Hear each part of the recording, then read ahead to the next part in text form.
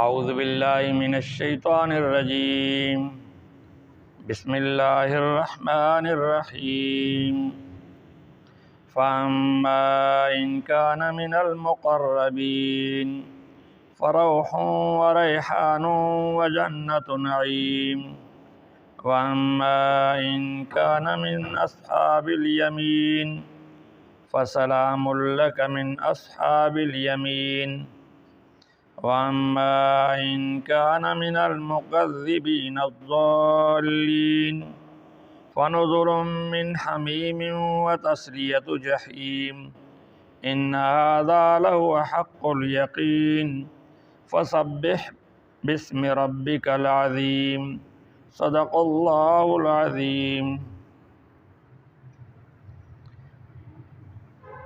جو آیات بیان ہوئی ہیں، آخری آیات میں اللہ تعالیٰ نے ایک مثال پیش کی تھی جو قریب المرگ تھا، تو اللہ فرماتے ہیں کہ اس وقت تم چاہتے ہو یہ بچ جائے، یہ نہ مرے، لیکن میں اسے موت دیتا ہوں، اور پھر تم کیوں حساب کتاب کو نہیں مانتے، مرنے کے بعد زندگی کو نہیں مانتے؟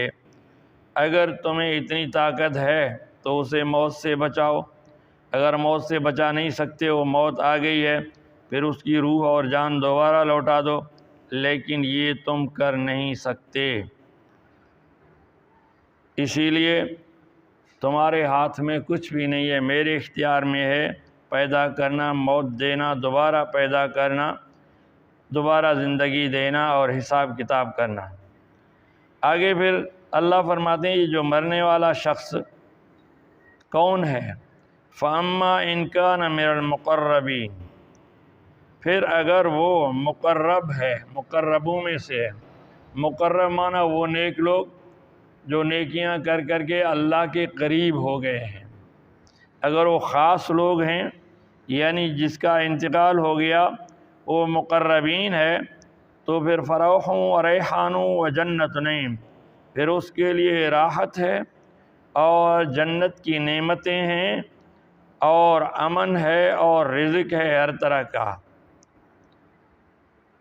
جنت ان لوگوں کو ملے گی، راحت، سکون، امن اور جنت کی روزی وافر مقدار میں نعمتیں جو مقربین ہیں۔ جیسے پہلے 3 گروہ شروع صورت میں گزرے ہیں، ایک سابقون الاولون جو پہلے ایمان لائے، انہوں نے نیکیاں کی، وہ اللہ کے قریب ہو گئے، اور دوسرا دائیں ہاتھ والے یعنی عام جنتی، اور تیسرے بائیں ہاتھ والے یعنی جہنمی۔ تو یہاں بھی ان تینوں کا بیان فرمایا گیا ہے کہ اگر وہ مقرب ہے وہ اللہ کی نعمتوں میں اور راحتوں میں اور روزی میں، رزق میں ہوگا۔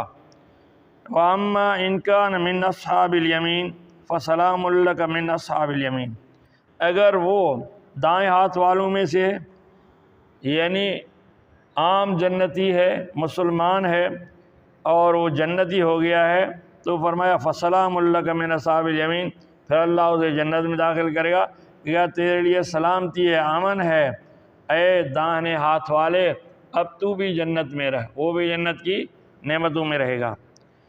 وَأَمَّا إِن كَانَ مِنَ الْمُكَذِّبِينَ الضَّالِّينَ، اگر وہ آدمی جھٹلانے والا ہے، یعنی اسلام کو، نبیوں کو، قرآن کو جھٹلانے والا ہے، گمراہ ہے، تو پھر فَنُزُلٌ مِّنْ حَمِيمٍ وَتَصْلِيَةُ الْجَحِيمِ، پھر اس کی مہمانی ہوگی کھولتے ہوئے پانی سے، اور اس کو جہنم میں داخل کیا جائے گا۔ جنت میں وہ داخل ہوگا، کھولتا ہوا پانی اس کے استقبال کے لیے ہے اور جہنم کی آگ اس کے استقبال کے لیے ہے۔ إِنَّ هَذَا لَهُوَ حَقُّ الْيَقِينِ، اللہ فرماتا ہے یہ جو باتیں ہیں، یہ جو قرآن ہے، یہ جو میں نے تفصیلات پیش کی ہیں، اور جنت میں جہنم میں جانا، حساب کتاب ہونا، مرنے کے بعد زندگی، یہ حق الیقین ہے، یعنی مرنے کے بعد ان کو حق الیقین ہو جائے گا۔ یقین کے 3 درجے ہیں، ایک ہے علم الیقین، اور دوسرا ہے عین الیقین، اور تیسرا ہے حق الیقین۔ یہ علم الیقین یہ ہے کہ جیسے ہمیں پتہ ہے لندن ایک شہر ہے، برطانیہ کا شہر ہے، شاید آپ میں سے کسی نے لندن کو نہیں دیکھا، لیکن سب کو علم ہے، آپ جانتے ہیں کہ لندن ایک شہر ہے، امریکہ ایک ملک ہے، آپ میں سے کسی نے نہیں دیکھا لیکن آپ کو یقین ہے کہ بھئی امریکہ ایک ملک ہے۔ یہ ہوا علم الیقین۔ اور دوسرا ہے عین الیقین۔ آدمی جائے اسٹیشن پر، ایئرپورٹ پر اترے لندن کے، بھئی یہ لندن ہے، اب جو ہے تو اسے آنکھوں سے اپنے شہر کو دیکھا کہ واقعی یہ لندن ہے، اس کو کہتے ہیں عین الیقین۔ اور تیسرا ہے حق الیقین۔ حق الیقین وہ ہے کہ لندن کے اندر جائے، ہر چیز کو دیکھے، پھر حق الیقین آ جاتا ہے۔ تو اللہ فرماتی یہ جو ابھی تم نہیں مان رہے ہو جو ہے تو علم الیقین کی حد تک ہے، اور مرنے کے بعد عین الیقین ہوگا، لیکن جب جنت کو دیکھو گے پھر تمہیں حق الیقین ہو جائے گا۔ تو یعنی جس کا سنا بھی ہے اور آنکھوں سے دیکھا بھی ہے اور اس کو اس میں پہنچا بھی ہے، اس کو کہتے ہیں حق الیقین۔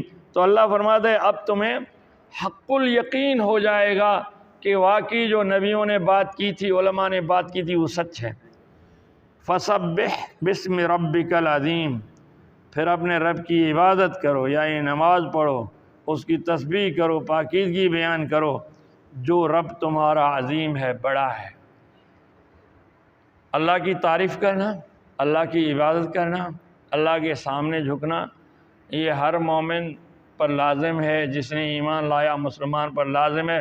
جو نہیں لاتا وہ بھلے نہ جھکے، عبادت نہ کرے، اللہ کو یاد نہ کرے، اللہ کا نام نہ لے، لیکن مرنے کے بعد زندہ ہوگا، پھر جہنم کو دیکھے گا، پھر اسے عین الیقین ہو جائے گا۔